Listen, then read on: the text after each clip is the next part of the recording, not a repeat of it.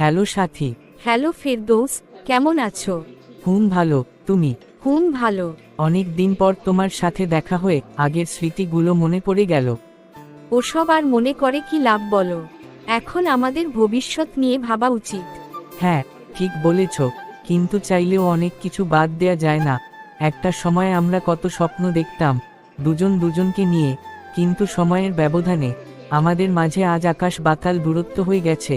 যেটা একসময় ছিল কল্পনারও বাইরে, তবুও আমাদের সব কিছু মেনে নিতে বাধ্য।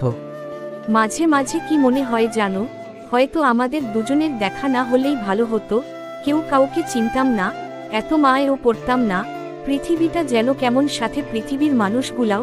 সময়ের সাথে সাথে কত কিছু মানিয়ে নিতে হয়। এভাবেই হয়তো মাসের পর মাস, বছরের পর বছর, যুগের পর যুগ চলে যাবে। একটা সময় হয়তো আমি তোমাকে, তুমিও আমাকে ভুলে যাবে। কি অদ্ভুত, তাই না বলো?